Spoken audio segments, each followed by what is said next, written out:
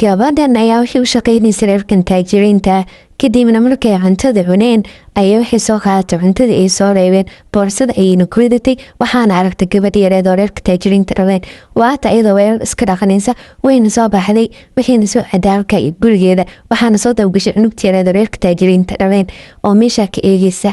kadibna waxay imaatay gurigeedii waxayna u imaatay ciyaalkeedii yaryar oo masaakiinta ahaa waxayna u keentay cuntadii iyo kasoo qaadatay reerka taajiriinta ahaa kadibna halkan ayagoo iska faraxsan oo cuntadii cunaa ee waxaa aragtay gabadh yareed reerka taajiriinta dhaleen wayna soo baxaysaa waxayna soo aaday halka iyo gurigooda firinjeerka ayay furtay waxayna soo qaaday waxaa laalay firij ku jiray ayadoo bartaas ii soo aaday reerka faqiiriinta wayna u imaatay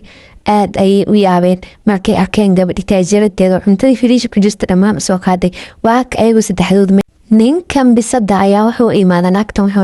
wuxuuna u sheegtay jaceyl kadib ayadana waxay aragtay shabeel taajir ah madaxa ayayna ka garaacda ninkii kadibna waxay ka raacda ninka shabeelka ahaa waaka suu iska oynaya wadada maraaya kiil dartiis wuxuun isku daldalay cabitaan kadibna wuxuu isku tuuro badda markuu badda isku tuuro kadib ayaa waxaa arkay bahalkan badda ku jiro wuxuuna dhaanaan diamond iyo dahab ku siinayo kaado kulli alaabtan oo dhan meesha aragtina la aad iskana gada ku baashaal wuuna soo baxay wuxuuna soo aaday suuqa dahabka kadib ninkan ayaa ka eegay dahabkii waxaana la siiyey lacag tiro badan lacagtii ayuuna soo qaatay wuxuuna soo iibsaday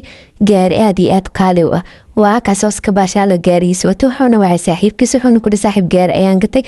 furii fakriga waa tuura soo xaran waa ka dhiki kale uu xaran waa ka labadoodii oo baashaalaan oo faraxsan naagtan waa ka ninka taajirka guusta ay wax kulul ku daadisay wuu xanaaqbas xun ayuuna u garaacay kadibna banaanka ayuu ku tuuray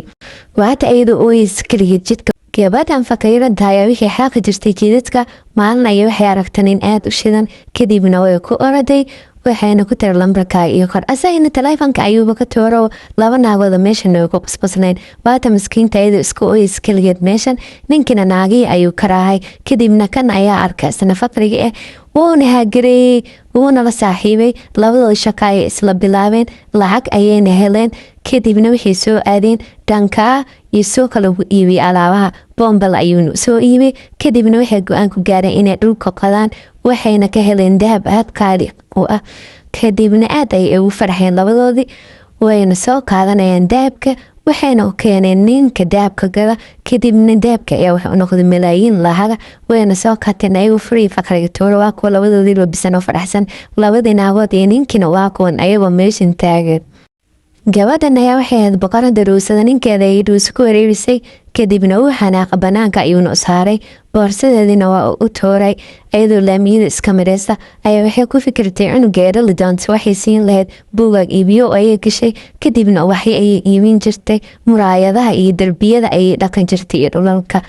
maalin maalmaha kamid ayaa horkaantilays waxaa ka hela ninkan dibaaxa ah dibaaxi ayaana aad u caawin jiray wuuna ka hedaybo gurigiisa ayuu kaansada wayna isjeclaadeen kadib cunug ayay dhashay naagta waata iyadoo foolanayso asagina wuu u duceynaya halkan ayuu fadhiya cunuga ayaa loo keenay ninka libaaxa ah cunugii ayuu u keenay ayada wayna soo baxeen waxayna imaadeen ayagoo faraxsan gurigooda cunto ayayna iska cunay habeenka dhuusada ayaa bilaabata haddana libaaxa lug iyo gacan ayay ka jibisa dhuusadii kadibna waxay u imaaday maxkamada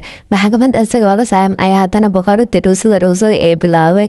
kadibna ninka maxkamada ayaa waxa uu xukumay in banaanka loo saaro biisadan ayaa waxay u timid shabeelkana meesha jiif kadibna waxay ka guratay sinka caloosha uga taala dhammaan waa kasagii oo yaaban ayadina iyadii oo carareysa ayaa waxay imaatay halka iyo gurigeeda waxayna ka talata dharaad iyo aad qurux badan waa takirgeeda iyadoo iska baashaaleysa kabax kadibna wuxuu imaaday saaxiibkiisa libaax wuxuuna ku dhaanay dhibkan ayaa lii geystay saaxiib libaaxi ayaa xanaaqay wuuna soo raaxay waxaana loo imaaday bisadii meeshan jiifta dhammaan tinta caloosheeda ku taala ayaa iyadana laga gurtay waa takirgeeda iyadoo yaaban ayadoo xanaaqsan ayay gaari soo raacday waxayna u imaatay saaxiibkeed shabeel weyn u sheegtay dhibkii gaaray shabeelkii iyo ayadana waa kuwa labadooda ayuu gaari wataan waxaana loo imaaday labadii madaxa ayaana lasoo dhuftay aad ayaa loo garaacay waa kuwa ayagoo xararayaan ayadiina dabin kale ayay u dhigtay dhulka ayay u qoday sifee ugu dhahaan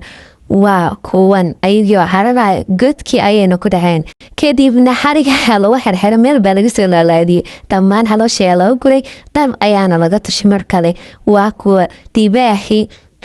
bisadii iyo shabeelkii baashaalayaan hilib ayayna iska dubanayaan meeshan ayayna ku baashaalayaan